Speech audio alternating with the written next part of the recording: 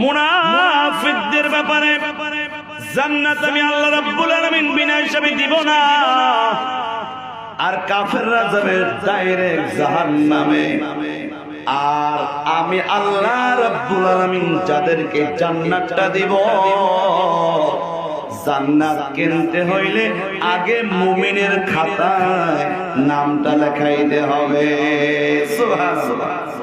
আল্লাহ বলেন ইন্নাল্লাহা ইশতারা মিনাল মুমিনিনা আনফুসাহুম ওয়া আমওয়ালাহুম বিআন্না লাহুমুল জান্নাহ।